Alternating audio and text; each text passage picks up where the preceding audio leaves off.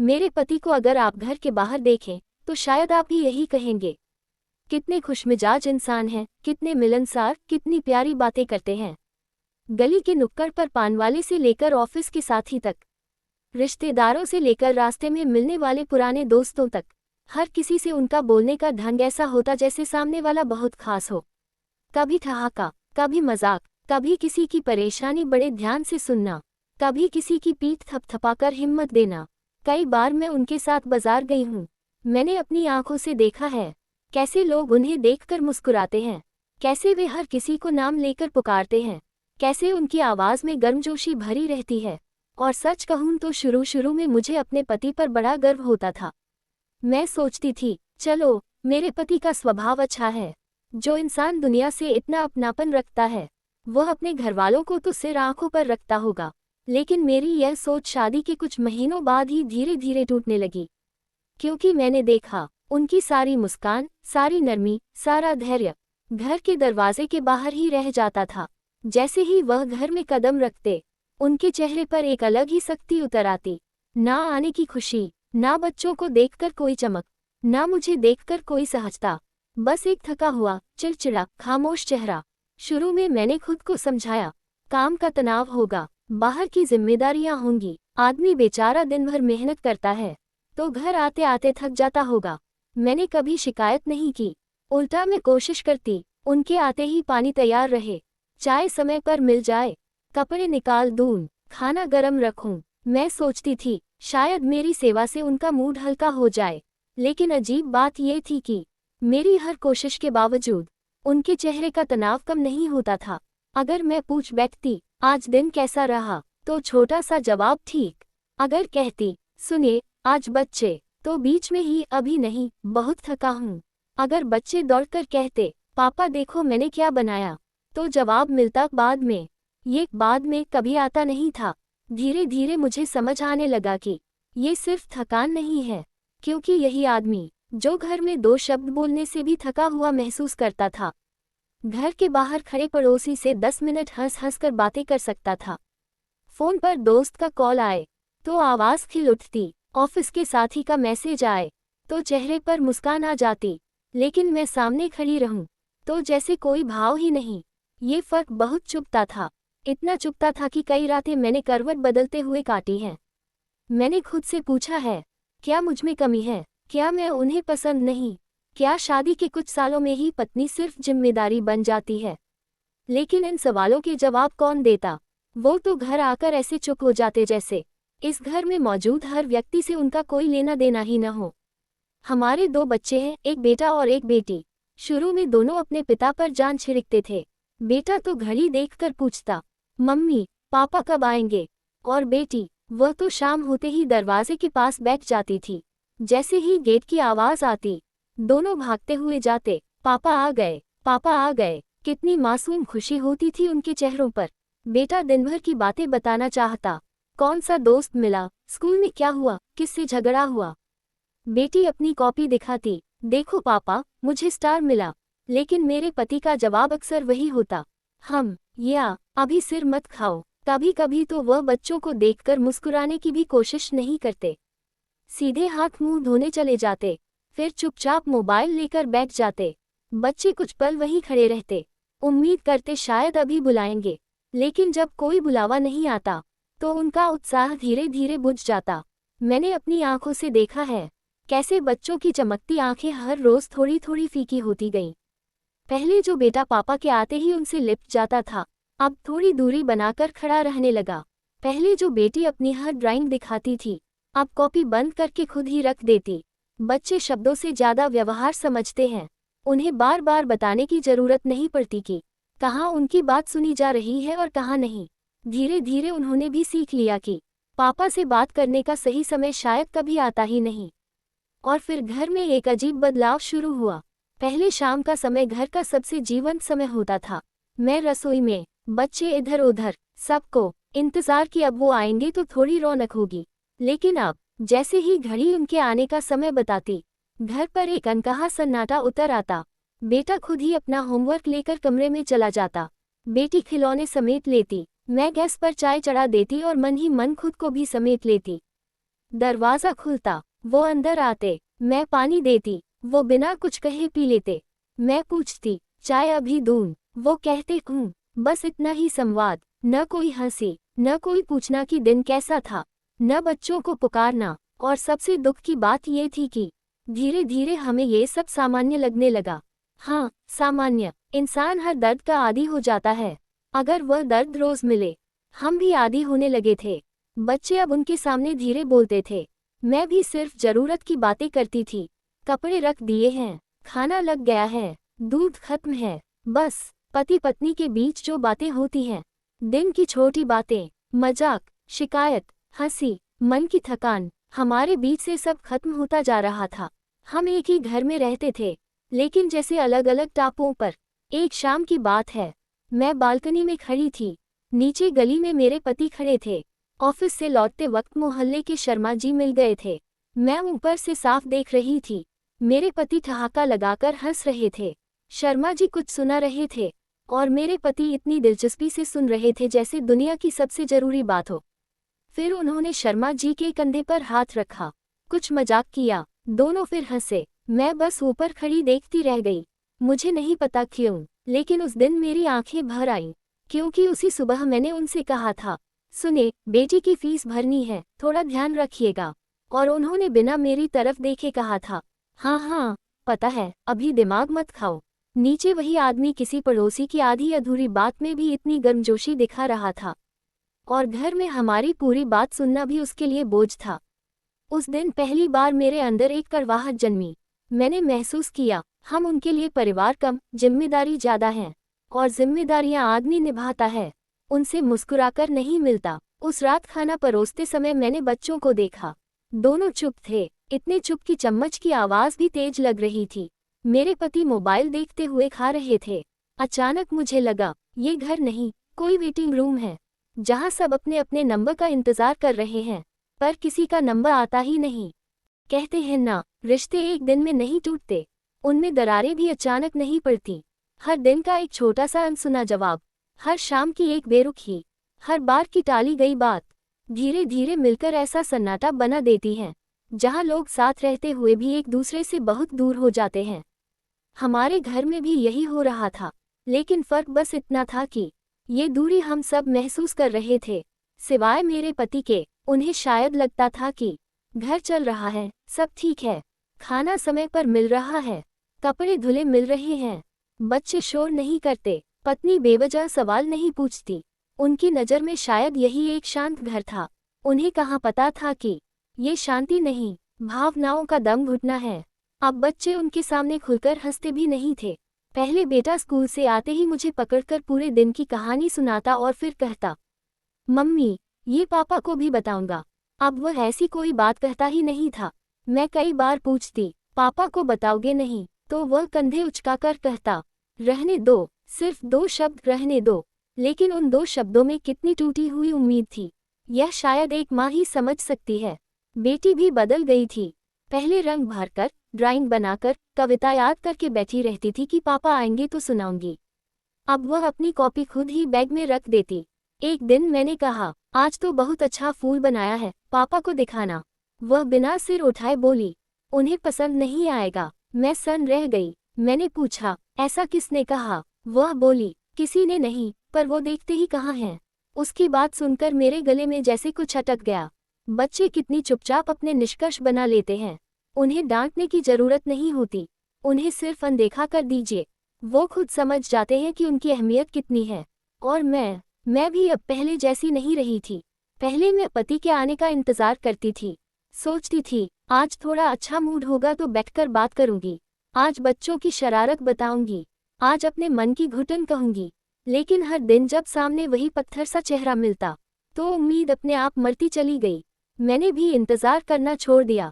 अब मैं घड़ी देखती जरूर थी, लेकिन खुशी से नहीं, तैयारी से। हाँ, तैयारी से। चाय रखनी है, तौलिया रखना है, खाना गरम करना है, बस इतना। मैंने पत्नी होना कम कर दिया था और घर संभालने वाली एक व्यवस्था बन गई थी। कई बार मुझे खुद पर हैरानी होती थी, जिस आदमी के एक फ़ोन का इंतज़ार मैं शादी के शुरुआती दिनों में किया करती थी, आज उसी आदमी के घर आने पर मैं अपने भीतर के सारे दरवाजे बंद कर लेती थी। क्योंकि मैंने सीख लिया था, जहाँ अपनापन न मिले वहाँ मन बार बार जाकर चोट खाता है। एक रात मैं रसोई में थी। बाहर ड्राइंग रूम में मेरे पति बैठे मोबाइल चला रहे थे। बेटा अपने कमरे में था। अचानक मुझे उसकी धीमी आवाज़ सुनाई दी। वह फ़ोन पर अपने दोस्त से बात कर रहा था। नहीं यार, पापा को मत बोलना, वो सुनेंगे नहीं। मेरे हाथ वहीं रुक गए। मैं कुछ पल चुप खड़ी रह गई। बेटा आगे बोला, उन्हें बस गुस्सा आएगा, समझेंगे नहीं। उसकी आवाज़ में शिकायत कम थी, विश्वास का टूटना ज्यादा था। मैंने पहली बार महसूस किया कि बच्चे अब सिर्फ अपने पिता से दूर नहीं हुए हैं, उन्हें अपने पिता से कोई उम्मीद भी नहीं बची। और उम्मीद का मर जाना किसी भी रिश्ते के लिए सबसे खतरनाक चीज है। कभी कभी मेरे पति पूछते भी थे, बच्चे इतने चुप चुप क्यों रहते हैं। मैं मन में हंसती थी, कड़वी हंसी, क्योंकि जो इंसान सालों से घर की खामोशी का कारण हो, उसे खुद खामोशी का कारण समझ नहीं आता। मैं बस कह देती, बड़े हो रहे हैं। वो सिर हिला देते। उन्हें कभी इतनी फुर्सत नहीं हुई कि बैठकर सच में बच्चों के पास जाएं, उनके मन का मौसम पढ़ें। उन्हें सिर्फ ऊपर ऊपर सब सामान्य चाहिए था, और ऊपर ऊपर सच में सब सामान्य दिखता भी था। कोई उनसे झगड़ता नहीं था, कोई शिकायत नहीं करता था, कोई जिद नहीं करता था। लेकिन उन्हें यह नहीं दिखता था कि जिस घर में शिकायतें खत्म हो जाएं, वहाँ अपनापन भी खत्म होने लगता है। मुझे आज भी याद है वह रविवार। पूरा परिवार घर पर था। मैंने सोचा आज शायद थोड़ा साथ बैठेंगे। मैंने पकौड़े बनाए, चाय बनाई, बच्चों को बुलाया। वो आकर बैठ गए। मेरे पति भी सोफे पर थे। कुछ मिनटों तक अजीब सी चुप्पी रही। मैंने माहौल हल्का करने के लिए कहा, याद है पिछले साल हम सब पार्क गए थे। बेटी मुस्कुराई। हाँ, मैंने झूला झूला था। बेटा भी कुछ बोलने ही वाला था कि मेरे पति का फोन बज गया। उन्होंने फोन उठाया। दूसरी तरफ शायद उनका कोई दोस्त था, और फिर वही जाना पहचाना दृश्य। अरे यार, हाँ हाँ हाँ, अच्छा फिर क्या हुआ। उनकी हंसी कमरे में गूंजने लगी। हम तीनों चुप हो गए। पकौड़े प्लेट में ठंडे पड़ते रहे। बेटी ने धीरे से एक पकौड़ा उठाया, फिर वापस रख दिया। बेटा उठकर चला गया। मैंने चाय के कप समेट लिए। मेरे पति फोन पर लगभग 15 मिनट हंसते रहे। उन्हें शायद पता भी नहीं चला कि उनकी एक कॉल ने फिर से पूरे घर की छोटी सी कोशिश को मार दिया। उस दिन के बाद मैंने परिवार को साथ बैठाने की कोशिश करना बंद कर दिया। धीरे धीरे बच्चों ने एक और आदत डाल ली। जैसे ही शाम को गेट की आवाज़ आती, दोनों अपने अपने कमरे में चले जाते। ना किसी ने उन्हें कहा, ना मैंने सिखाया, बस उन्होंने खुद समझ लिया कि पापा के आने का मतलब है अब घर में कम बोलना है। मैं कई बार दरवाजे के पीछे खड़ी उन्हें देखती थी। मेरे पति अंदर आते, एक नज़र कमरे पर डालते, फिर पूछते भी नहीं बच्चे कहाँ हैं। जैसे उन्हें इस बात की आदत पड़ चुकी थी कि बच्चे सामने नहीं होंगे, और हमें आदत पड़ चुकी थी कि वो ढूंढेंगे नहीं। यही आदतें रिश्तों की कब्र बनाती हैं। फिर एक दिन ऐसा आया जिसने पहली बार मेरे पति के सामने उनकी बनाई हुई दूरी को खड़ा कर दिया। उस दिन दोपहर में बेटा स्कूल से आया तो उसका चेहरा थोड़ा उतरा हुआ था। मैंने पूछा, क्या हुआ? वह बोला, कुछ नहीं। मैंने देखा उसकी शर्ट का बटन टूटा हुआ था, हाथ पर हल्की खरोंच थी। मैंने पकड़कर पूछा, सच बताओ। उसने बहुत देर बाद कहा, स्कूल से लौटते वक्त बाहर मोहल्ले के लड़कों से झगड़ा हो गया था। मैं घबरा गई। क्या? क्यों? वह बोला, एक लड़का दीदी को लेकर गलत बोल रहा था, तो मैंने मार दिया। मेरे अंदर एक साथ डर भी आया, गर्व भी। मैंने उसे समझाया, दवा लगाई। फिर पूछा, पापा को बताना है? उसने तुरंत कहा, नहीं। मैंने कहा, लेकिन बताना चाहिए। उसने मेरी आंखों में देखकर जो कहा, वह सुनकर मैं कुछ नहीं बोल पाई। उसने कहा, पापा सुनेंगे नहीं, बस डांटेंगे। उन्हें लगेगा गलती मेरी ही होगी। उन्हें हमारी बात समझने की फुर्सत कहाँ है मम्मी। मैं चुप हो गई, क्योंकि मुझे पता था वह झूठ नहीं कह रहा। मैंने सोचा, शाम को मौका देखकर खुद बता दूंगी। लेकिन शाम रोज की तरह आई, और रोज की तरह उनके चेहरे पर वही थकान, वही चुप्पी थी। मैंने 2 बार सोचा कि बात छेड़ूं, फिर मन नहीं हुआ, क्योंकि मुझे पहले से अंदाजा था, या तो वह कहेंगे कल देखेंगे, या बिना पूरी बात सुने बेटे को डांट देंगे। मैंने बात रोक ली। मुझे नहीं पता था कि यही रोकी हुई बात अगले दिन इतना बड़ा आईना बन जाएगी। अगले दिन सुबह सब कुछ हमेशा की तरह ही शुरू हुआ। मेरे हस्बैंड जल्दी जल्दी तैयार हुए। मैंने नाश्ता लगाया, उन्होंने चुपचाप खाया। बच्चे भी स्कूल की तैयारी में लगे रहे। घर में वही रोज वाला सन्नाटा था जिसमें लोग एक दूसरे के पास तो होते हैं, लेकिन कोई किसी के भीतर नहीं होता।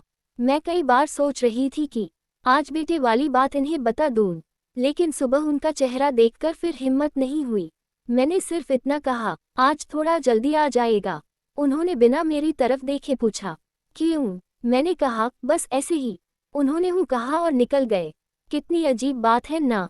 कभी कभी पत्नी के पास कहने को बहुत कुछ होता है, पर पति के हूँ में ही वह सब वापस अंदर चला जाता है। दोपहर बीती, बच्चे स्कूल से आए। बेटी के हाथ की खरोंच थोड़ी सूज गई थी। मैंने फिर दवा लगाई। बेटी बार बार भाई को देख रही थी।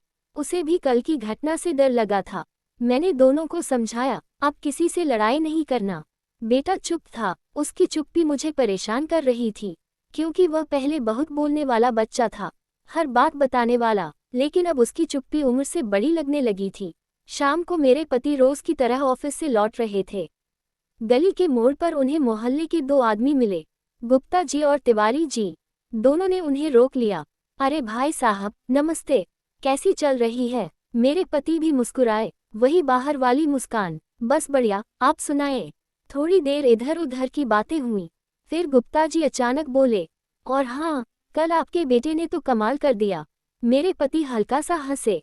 क्या कर दिया? तिवारी जी बोले, अरे मोहल्ले के बाहर जो मैदान है ना, वहां दो लड़कों से हाथापाई हो गई थी उसकी।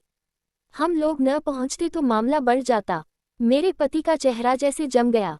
क्या? गुप्ता जी ने हंसते हुए कहा, अरे हाँ, बड़ा तेज निकला आपका बेटा। एक लड़का आपकी बेटी को लेकर कुछ बोल रहा था, बस फिर क्या आपके बेटे ने पकड़ लिया उसे। मेरे पति अब हंस नहीं रहे थे। उनकी आंखों में हैरानी उतर आई थी। उन्होंने धीमे स्वर में पूछा, कल लड़ाई हुई थी? हाँ भाई साहब, आपको नहीं पता? अरे पूरी गली में बात हो रही थी। ये सुनते ही मेरे पति कुछ पल बिल्कुल चुप हो गए। उनकी मुस्कान गायब हो चुकी थी। गुप्ता जी और तिवारी जी तो बात करके आगे बढ़ गए, लेकिन मेरे पति वहीं कुछ सेकंड खड़े रह गए। शायद पहली बार उन्हें लगा, मेरे ही बेटे के साथ इतनी बड़ी बात हो गई, और मुझे पता ही नहीं, वह भी अपने घर से नहीं, बाहर वालों से पता चल रहा है। उनके कदम अचानक भारी हो गए। मैं उस समय रसोई में थी। मुझे दरवाज़ा खुलने की आवाज़ सुनाई दी। रोज की तरह मैंने पानी का गिलास उठाया और बाहर आई, लेकिन आज उनके चेहरे पर रोज वाली थकान नहीं थी। आज वहाँ कुछ और था, हैरानी, बेचैनी और भीतर उठता हुआ सवाल। उन्होंने पानी लिया भी नहीं, सीधे पूछा, बेटा कहाँ है? मैं चौंक गई, क्योंकि यह सवाल वह बहुत कम पूछते थे। मैंने कहा, कमरे में है। उन्होंने ऊंची आवाज़ लगाई, बेटा बाहर आओ। बेटा धीरे धीरे बाहर आया। उसके चेहरे पर वही भाव था जो पिछले कई महीनों से मैं देखती आ रही थी। ना उत्साह, ना डर, बस सावधानी। मेरे पति ने उसे सामने खड़ा किया। कुछ पल तक उसे देखते रहे, फिर पूछा, कल लड़ाई हुई थी तुम्हारी? बेटे ने एक सेकंड मेरी तरफ देखा, फिर बोला, हाँ। मेरे पति की भौहें सिकुड़ गईं। मुझे बताया क्यों नहीं? बेटा चुप। उन्होंने फिर पूछा, इतनी बड़ी बात हो गई और मुझे किसी ने बताया नहीं। इस बार बेटा धीरे से बोला, आपने पूछा नहीं। ये सुनकर मेरे पति तिलमिला गए। पूछा नहीं मतलब? ऐसी बातें खुद बताई जाती हैं। बेटी ने पहली बार उनकी आंखों में देखा, और फिर वह वाक्य कहा जिसने पूरे घर की जमा हुई चुप्पी को आवाज दे दी, आप सुनते कब हैं पापा? कमरे में जैसे सब कुछ रुक गया। मैं भी जड़ हो गई। मेरे पति ने बेटे को ऐसे देखा जैसे उन्हें यकीन ही न हो कि इतना छोटा बच्चा उनसे ये कह सकता है, लेकिन बेटे की आंखों में डर से ज्यादा सच्चाई थी। वह आगे बोला, जब भी आप घर आते हो, आप थके होते हो, चिढ़े होते हो, या मोबाइल में लगे होते हो। हम कुछ बोलते हैं तो आप कहते हो बाद में। वो बाद में कभी आता ही नहीं। मेरे पति का चेहरा उतरता जा रहा था।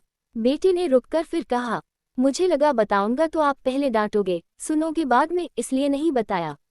मेरे पति के पास उस पल कोई जवाब नहीं था। उनका मुंह खुला, पर शब्द नहीं निकले। मैंने देखा, उनकी आंखों में पहली बार चोट पहुंची थी। वह चोट बेटे की लड़ाई की नहीं थी। वह चोट इस बात की थी कि उनका अपना बेटा उन्हें सुनने लायक इंसान नहीं मानता। बेटी दरवाजे के पीछे खड़ी सब सुन रही थी। वह धीरे धीरे बाहर आई। शायद उसे लगा अब सच छुपाने का कोई मतलब नहीं। उसने भी धीमे से कहा, मैं भी आपको बहुत बातें बताना चाहती थी पापा, पर आप हमेशा जल्दी में रहते हो। मेरे पति ने उसकी तरफ देखा। बेटी बोली, मैंने पिछले महीने ड्राइंग कंपटीशन जीता था। मैंने आपको नहीं बताया। मेरे पति की आंखें फैल गईं। क्या? हाँ, क्योंकि उस दिन भी आप बोले थे अभी सिर मत खाओ। उसके ये शब्द हवा में तीर की तरह अटक गए। मैंने अपने पति का चेहरा देखा। ऐसा लग रहा था जैसे कोई एक एक करके उनके सामने उन पलों का हिसाब रख रहा हो जिन्हें उन्होंने मामूली समझकर टाल दिया था। लेकिन बच्चों के लिए वही पल बहुत बड़े थे। कुछ सेकंड तक घर में गहरी चुप्पी रही। फिर मेरे पति ने कुर्सी खींचकर बैठना चाहा, लेकिन जैसे उनके पैरों में ताकत ही नहीं बची थी, वह सोफे पर बैठ गए। उनकी आंखें खाली थीं, जैसे अचानक उन्हें अपने ही घर की भाषा समझ में नहीं आ रही हो। जिस घर को वह शांत समझते थे, वह शांत नहीं था। वह उनसे निराश था। जिसे वह बच्चों का बड़ा होना समझ रहे थे, वह बच्चों का दूर होना था। जिसे वह पत्नी की समझदारी मान रहे थे, वह पत्नी की हार थी। मैंने पहली बार उन्हें इतना असहज देखा। उन्होंने मेरी तरफ देखा, मानो पूछना चाहते हों, क्या ये सब सच है? लेकिन मैं चुप रही, क्योंकि अब सच मेरे कहने से नहीं, उनके सामने खड़ा था। कुछ देर बाद उन्होंने बहुत धीमे स्वर में पूछा, तुम लोगों ने मुझसे बातें करना कब बंद कर दिया? ये सवाल सुनते ही मेरे अंदर जाने कितने महीनों का दर्द हिल गया। मैंने मन ही मन सोचा, आज पहली बार इन्हें सुनाई दे रहा है। लेकिन जो जवाब मैं देने वाली थी, वह सिर्फ इस सवाल का नहीं, सालों की उपेक्षा का जवाब होने वाला था। कमरे में फैली चुप्पी इतनी भारी थी कि पंखे की आवाज़ भी साफ सुनाई दे रही थी। मेरे पति सोफे पर बैठे थे, बेटा सामने खड़ा था। बेटी मेरे पास आकर चुपचाप सिमट गई थी।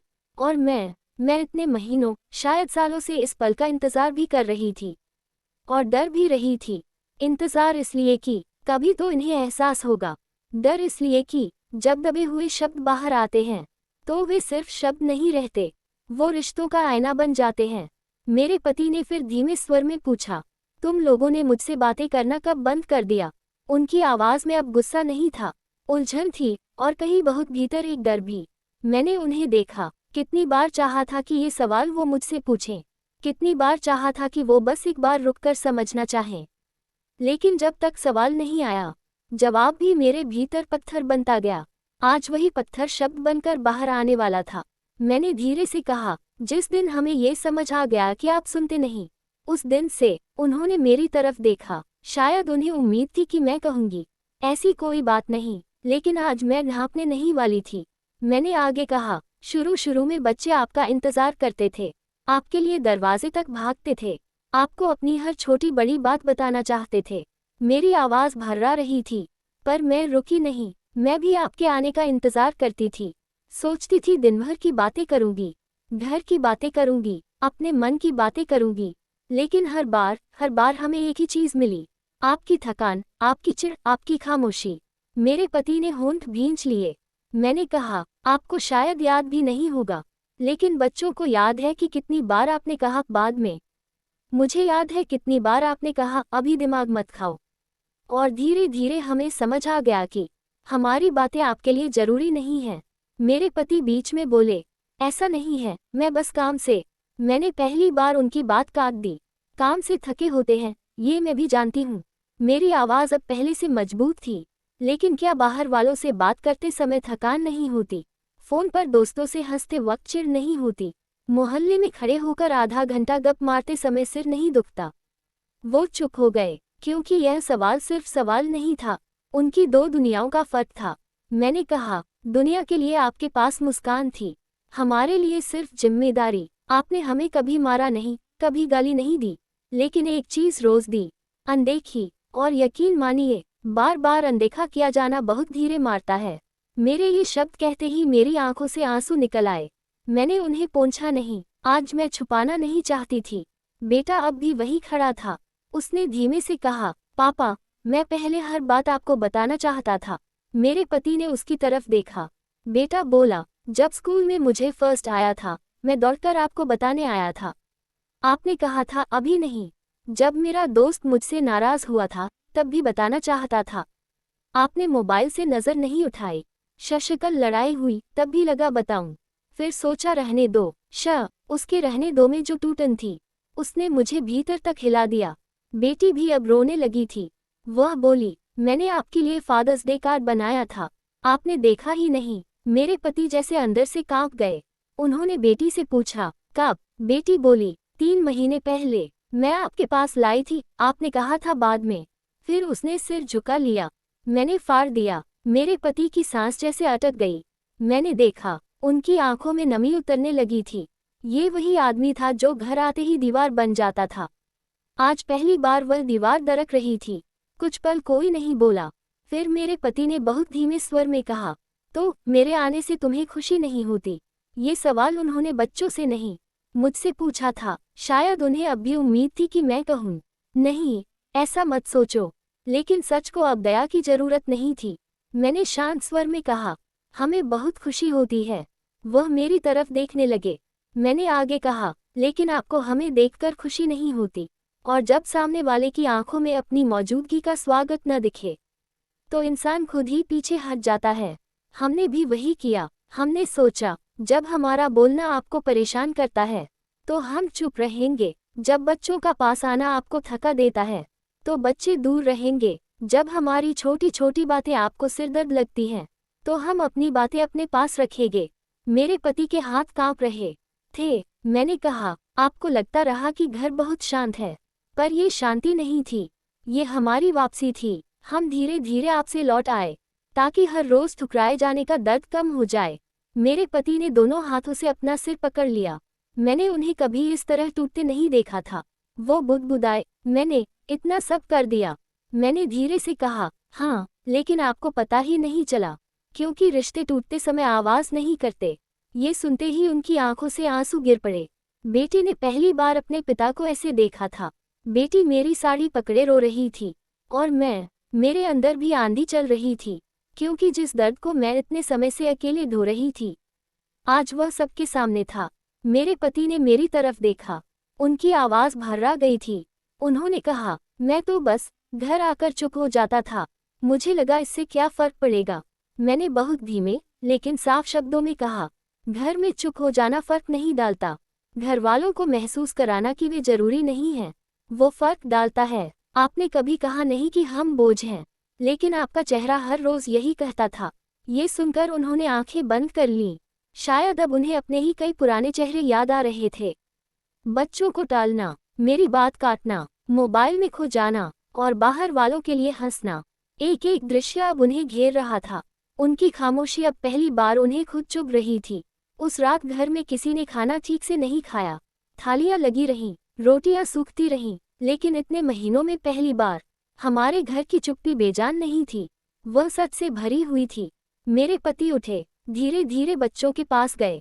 कुछ कहना चाहा, पर शब्द फिर साथ नहीं दे रहे थे, क्योंकि जब आदमी देर से बोलता है, तो शब्द भी शर्माने लगते हैं। उन्होंने बस इतना कहा, मुझे माफ कर दो। अगर वाक्य पूरा नहीं हुआ। बेटा चुप था, बेटी चुप थी। माफी सुनना आसान होता है, विश्वास लौटाना नहीं। और यह बात शायद उन्हें भी समझ आने लगी थी। उस रात वो देर तक जागते रहे। मैंने देखा, वो पहली बार मोबाइल नहीं चला रहे थे। वो बस छत को देख रहे थे, जैसे अपनी ही बनाई हुई दूरी की लंबाई नाप रहे हों। उस रात घर में कोई आवाज नहीं थी, ना टीवी चला, ना बच्चों ने आपस में कुछ कहा, ना मैंने रसोई में बर्तनों की अनावश्यक खटपट की। जैसे घर भी समझ गया था कि आज कुछ ऐसा खुला है जिसे अब बंद नहीं किया जा सकता। मैं बच्चों को उनके कमरे में सुलाकर बाहर आई, तो देखा मेरे पति अभी भी ड्राइंग रूम में बैठे थे।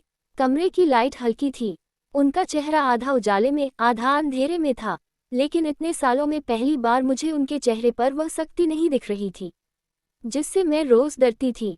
आज वहां सिर्फ थकान थी, पर ये दफ्तर की थकान नहीं, अंदर से टूटे हुए इंसान की थकान थी। मैं कुछ बोले बिना पानी रखकर लौटने लगी। तभी उन्होंने धीमे से कहा, जरा बैठो। मैं रुक गई। कितने महीनों बाद उन्होंने मुझे अपने पास बैठने को कहा था, मुझे याद भी नहीं। मैं थोड़ी दूरी पर कुर्सी खींचकर बैठ गई। कुछ देर तक वह चुप रहे, फिर बोले, क्या मैं सच में इतना बदल गया था? उनकी आवाज़ ऐसी थी जैसे वह मुझसे कम, खुद से ज़्यादा पूछ रहे हों। मैंने सीधे जवाब नहीं दिया, क्योंकि कभी कभी आदमी को अपने सवाल का जवाब खुद सुनना पड़ता है। उन्होंने खुद ही कहना शुरू किया, मुझे लगता था मैं बस थक जाता हूँ। घर आकर किसी से बात करने का मन नहीं करता था। सोचता था, अपने लोग हैं, समझ जाएंगे। उन्होंने लंबी सांस ली, पर मैंने ये नहीं सोचा कि अपने लोग समझते समझते चुप भी हो सकते हैं। मैं चुप रही। उनकी आंखें भर आई थीं। आज जब गुप्ता जी ने बेटे की लड़ाई बताई, मुझे ऐसा लगा जैसे किसी ने भीड़ में खड़ा करके कह दिया हो कि तुम अपने ही घर में अनजान हो। उन्होंने अपना चेहरा हथेलियों में छुपा लिया। मेरा बेटा इतनी बड़ी बात मुझसे छुपा गया। मेरी बेटी अपनी जीत मुझसे छुपा गई। और तुम, वो मेरी तरफ देखकर बोले, तुम तो शायद बहुत पहले ही मुझसे दूर चली गई थी, है ना? मैंने पहली बार बिना घुमाए कहा, हाँ। ये हाँ बहुत छोटा शब्द था, लेकिन उसमें वर्षों की थकान थी। वो कुछ देर तक सिर झुकाए बैठे रहे, फिर अचानक उठे और बोले, मैं अभी आता हूँ। मैंने देखा, वो सीधे बच्चों के कमरे की तरफ गए। दरवाज़ा आधा खुला था, अंदर बेटा जाग रहा था। शायद उसे भी नींद नहीं आ रही थी। मेरे पति दरवाजे पर कुछ पल खड़े रहे, जैसे समझ नहीं पा रहे हों कि शुरुआत कैसे करें। फिर धीरे से अंदर गए और बेटे के बिस्तर के पास बैठ गए। मैं दरवाजे के बाहर खड़ी सब देख रही थी। उन्होंने बहुत हल्के से बेटे के हाथ पर हाथ रखा। बेटा चौंक कर उठ बैठा। मेरे पति ने धीमे स्वर में पूछा, बहुत लगी थी कल? बेटे ने सिर हिलाया नहीं। कुछ सेकंड दोनों चुप रहे। फिर मेरे पति बोले, मुझसे क्यों नहीं कहा? बेटे ने वही पुरानी सच्चाई दोहराई, आप सुनते नहीं। लेकिन इस बार उसके स्वर में शिकायत कम थी, जैसे वह सिर्फ तथ्य बता रहा हो। मेरे पति की आंखों से आंसू टपक पड़े। उन्होंने बेटे का हाथ कसकर पकड़ लिया। एक मौका और दोगे? बेटा उन्हें देखने लगा। मेरे पति बोले, मैं कोशिश करूंगा सुनने की। सच में? बेटे का चेहरा ढीला पड़ा। बच्चे बहुत देर तक नाराज नहीं रह पाते, अगर उन्हें सामने से सच्चाई दिखे। वह धीरे से अपने पिता से लिपट गया। मैंने इतने महीनों बाद अपने बेटे को अपने पिता से यूं चिपकते देखा। मेरे पति उसके सिर पर हाथ फेरते रहे। शायद वह सिर्फ बेटे को नहीं, अपने छूटे हुए पितृत्व को पकड़ रहे थे। फिर वह बेटी के बिस्तर की तरफ गए। बेटी सोने का नाटक कर रही थी। उन्होंने उसके बालों पर हाथ रखा। पापा, वह फुसफुसाए। उन्होंने कांपती आवाज में कहा, मेरा कार्ड सच में फाड़ दिया। बेटी ने आंखें खोलीं। हाँ, क्यों? वह मासूमियत से बोली, आपने देखा नहीं था। मेरे पति हंसे भी और रोए भी। अगर तुम फिर बनाओगी तो मैं इस बार सबसे पहले देखूंगा। बेटी उठकर बैठ गई। पक्का? उन्होंने कहा, पक्का। और वह भी उनसे लिपट गई। उस छोटे से आलिंगन में इतनी महीनों की जमा हुई दूरी थी जो धीरे धीरे पिघल रही थी। मैं दरवाजे पर खड़ी थी। मेरी आंखों से आंसू लगातार बह रहे थे, क्योंकि मैं ये दृश्य देखने के लिए जाने कब से तरस रही थी। मेरे पति बाहर आए। उन्होंने मुझे देखा। हम दोनों कुछ पल बिना बोले एक दूसरे को देखते रहे। फिर उन्होंने पहली बार इतने वर्षों में बहुत ईमानदारी से कहा, मैं बाहर की दुनिया जीतने में लगा रहा और अपना घर हारता गया। मेरे पास इसका कोई जवाब नहीं था, क्योंकि यह वाक्य किसी बहस का नहीं, एक स्वीकार का था। उन्होंने मेरे पास आकर कहा, तुमने इतनी देर तक सहा कैसे? मैं हल्की सी मुस्कुराई। दर्द वाली मुस्कान। औरतें सहना सीख जाती हैं, लेकिन बच्चे दूर होना सीख जाते हैं। ये सुनकर उन्होंने आंखें झुका लीं। उस रात हम बहुत देर तक बैठे रहे, पहली बार बिना झगड़े, बिना आरोप के, सिर्फ सच के साथ। उन्होंने अपने ऑफिस का तनाव बताया, मैंने अपनी घुटन बताई। उन्होंने माना कि वह घर को वह जगह समझने लगे थे जहां बिना कुछ दिए भी सब मिल जाएगा। और मैंने कहा, घर वही रहता है जहां लोग सिर्फ सामान नहीं, अपना मन भी रखते हैं। उन्होंने सिर हिलाया। अगली सुबह कुछ अलग थी। बहुत बड़ा बदलाव नहीं, पर छोटा सा फर्क। मेरे पति ने ऑफिस जाने से पहले खुद बच्चों को आवाज दी, आओ नाश्ता साथ करते हैं। बच्चे थोड़ा हिचके, फिर आ गए। उन्होंने बेटे से पूछा, आज स्कूल में क्या है? बेटे ने छोटा सा जवाब दिया। उन्होंने बेटी से पूछा, शनिया कार्ड कब बना रही हो? बेटी हल्का सा मुस्कुराई। मैं रसोई से ये सब देख रही थी। मुझे पता था, एक रात में सालों की दूरी खत्म नहीं होती, लेकिन एक रात में दिशा बदल सकती है। और शायद हमारी दिशा बदल रही थी। आज भी मेरे पति बाहर लोगों से हंसकर बातें करते हैं, लेकिन अब जब वह घर का दरवाज़ा खोलते हैं तो पहले बच्चों को आवाज़ देते हैं, मुझसे पूछते हैं, दिन कैसा रहा? कभी कभी फिर थक जाते हैं, चुप भी हो जाते हैं।